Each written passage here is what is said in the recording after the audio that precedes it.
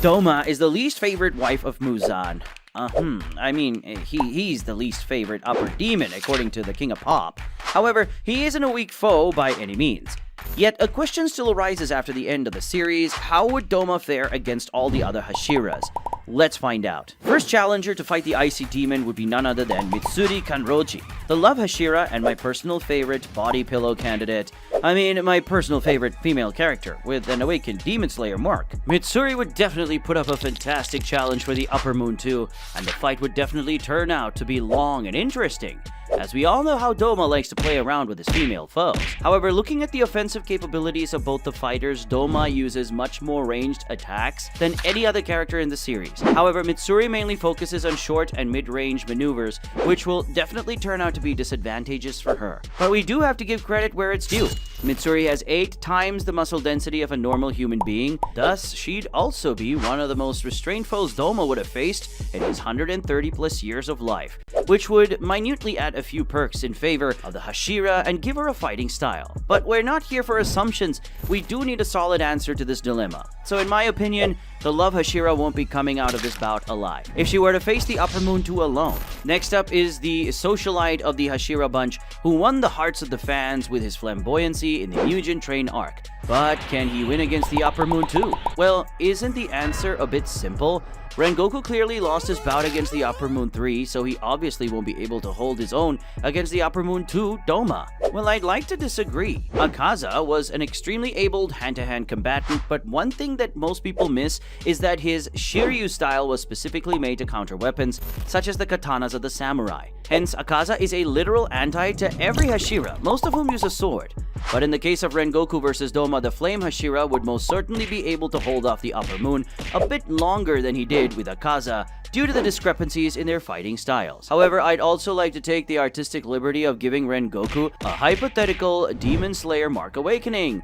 With this newfound strength, there is a huge possibility of Rengoku stepping up his drip game, swordsmanship, and actually stalemating the Upper Moon too. But the next Hashira here doesn't really believe in stalemates, as he has procured 3 mates for himself, wink wink. As 𝐥𝐤𝐤𝐬𝐷𝐻 Tengen, the flashy sound Hashira, enters the battlefield to face Doma, the outcome is going to be anything but pretty. Equipped with a few ranged attacks himself, 𝐥𝐤𝐤𝐬𝐷𝐻 Tengen would literally be the mortal archenemy of Doma, as the latter is fond of eating women, and the former is fond of you know what. In any case, Tengen's ranged attacks and poison kunais would be detrimental in battle, and if Doma were to get caught up in several of those attacks, he might be weakened to an extent for Tengen to gain the upper hand and somehow decapitate the demon. But like every other Hashira on this list except one, Tengen has to get close in order to deliver the final blow, and as fast as he is, there is still a huge possibility that he might get caught up in Doma's cryokinetic abilities and lose all the advantage of his breathing style, as the air around Doma would freeze to an unbelievable low temperature,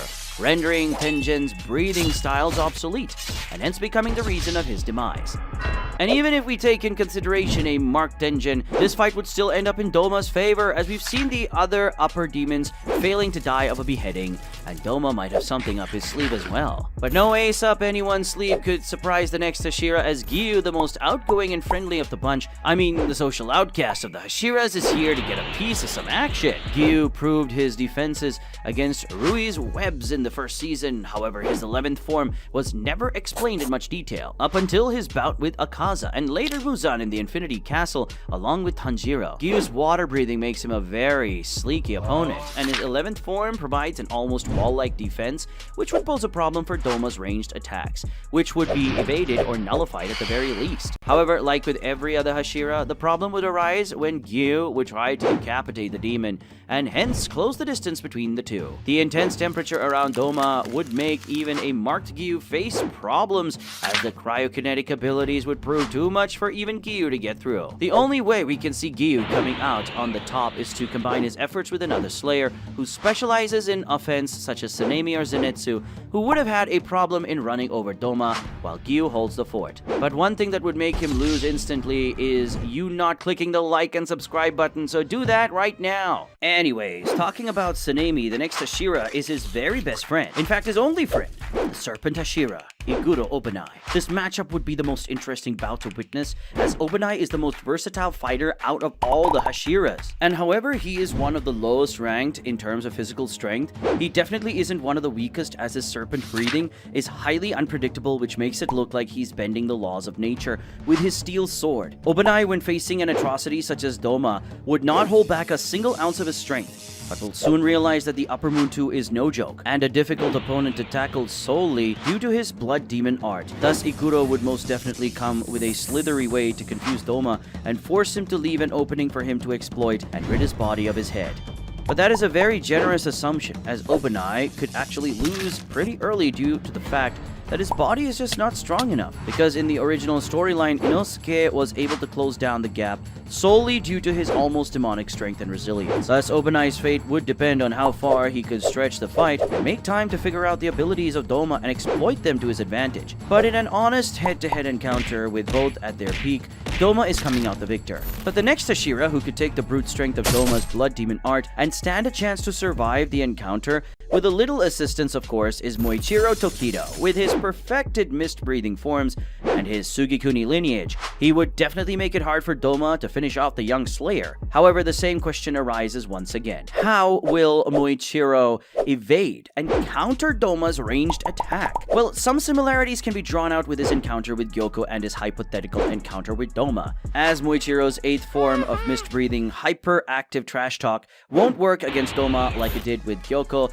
as the upper 2 is literally an emotional sociopath. Muichiro will have to find other ways to put Doma into panic, and once he successfully takes the fight to its finale by confusing the upper 2 and imitating the 7th form to end the fight in a jiffy, Muichiro would stand a slightly higher chance than his peers, given that he scores a hit with his red blade. Once Doma's healing is incapacitated by the red blade strike, a panic-stricken Doma would be a much easier target for the calm and composed Muichiro. This was a rather good scenario, but things could go south very quickly for Muichiro if he misses a single opportunity. However, the next Hashira on the list would not leave this opportunity at any cost, because Sanemi's hatred for demons is only dwarfed by his love for his brother. Faced with a threat as huge as Doma, Muichiro won't think twice about losing a limb or two to rid the world of the monstrosity. Among all the Hashiras, Sanemi, in my opinion, is the finest traditional swordsman with the best attacking capabilities. Doma would get really annoyed with Sanemi's persistence and his quick thinking, which would lead him to break through his ranged attacks quickly enough to close the distance between them and go in for the kill. And this was him without awakening the mark. Once Sanemi unlocks the red blade along with the Demon Slayer mark, there's no way in hell Doma is walking out of the Infinity Castle ever again, as Sanemi would literally cut him into a million ice cubes. The sheer tenacity, experience, and a sort of pseudo blood demon art in the form of Marechi blood puts Sanemi in the winning position with a mid-high difference. The last person on our list is none other than the gentle giant and the strongest Hashira in the Taisho era, Gyomei Himejima. Gyomei is well equipped for his fight against Doma, as he is the most adept in using ranged attacks with his flail and axe, which resembles a kusarigama. Gyomei's speed combined with his superhuman strength would most probably take Doma by surprise, and this fight against the strongest Demon Slayer might actually trigger the emotion of fear for the first time in Doma's 133 plus years of life. Adding in Gyoma's Demon Slayer mark and the red blade, there is a very teeny tiny bit of chance of Doma to survive. Just like with 𝐜𝐨𝐬𝐬, as a decapitation would be unavoidable, and he'd have to outgrow it like 𝐜𝐸𝐸 and Kokushibo did.